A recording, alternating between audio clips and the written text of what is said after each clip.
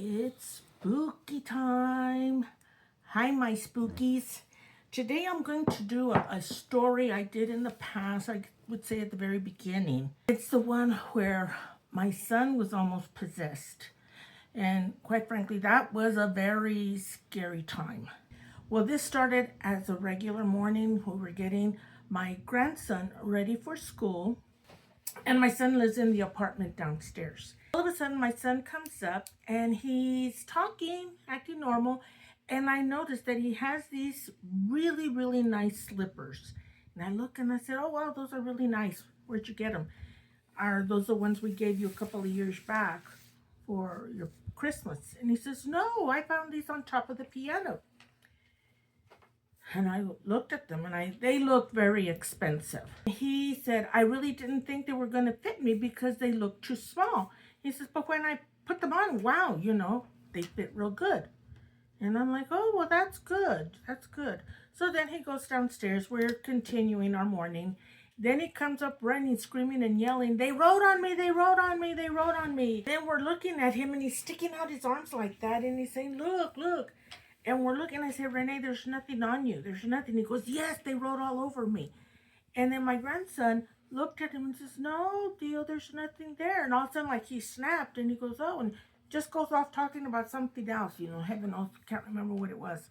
Well, we take off to take my grandson to school, leave him here. And in that time, my brother came to visit and knocks on the door. And he was very surprised that my Renee opened the door right away. And he asked if I was home, and he says, "Oh no, she went out." And they came in here into the kitchen, they're talking, but he noticed Renee didn't seem to be himself. He was acting very strange, very like, what's going on here? And my brother noticed that he was sweating, perspiring a lot. And he asked him, "Hey, were you working out on the yard?" And he says, "No." And he goes, "Oh, okay." But he said at the same time, he would give him really weird looks. And it made him feel very uncomfortable. So he finally just said, "You know what? I'm going to go home now. Tell your mom I came by. I'll call her back later." And boy, he said he ran out. When my daughter and I get home, my son is still upstairs. And that's unusual because he does not like to be up here on our part of the house. And he was very nervous.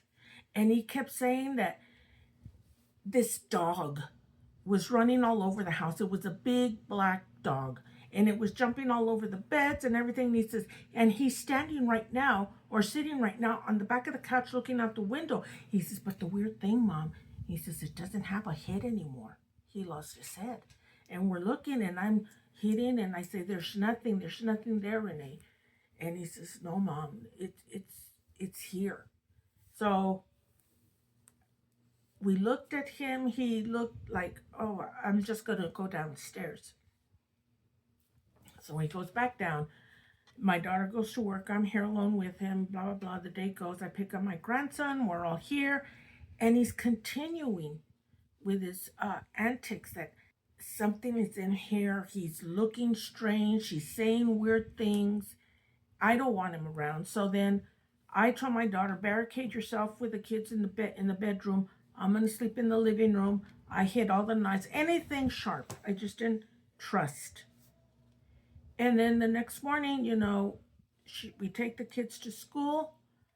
And I told my daughter, "You know what? It's their dad's weekend. Have the grandma pick them up from school. Have them early.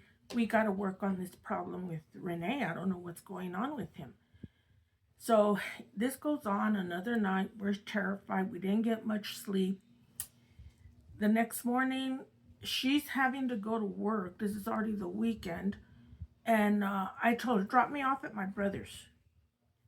And I let him know what's going on. I called him on the phone, and he said to come over. And then as I hang up with him, I get another phone call, and it's from Renee. Totally, totally different. It is my son once again. And he always kept saying that they would not let him sleep. They would poke him every time he would try to go to sleep and all. And that he couldn't take off those slippers. All this time, he was wearing the slippers, couldn't take them off. And he finally said, Mom, I finally got to sleep. I finally kicked off the slippers. They left me alone. I was able to sleep. They're finally gone. They're not poking me, keeping me up and all that. I said, you know what? Don't even put those slippers on. I'm on my way home. Well, after I told my brother what happened, he has some nuns, him and his wife, that they're very close to, and he explained to them what happened here. One of them does work with things of this paranormal and such, and she said that we should get rid of those slippers, dispose of them, because with that there was something there that was trying to possess my son. Well, we got rid of those slippers, and since then, thank God, everything's been good. But I do caution, if you ever find something in your house that you don't know where it came from and it looks really nice, dispose of it. Because if you don't know how it got there, then it's a no good sign. Well, that's all. I hope you all enjoyed the story. And that was out especially for my newbies that have come aboard, so they can look more into our stories. That's all for now. Paranormal Glamour, signing off.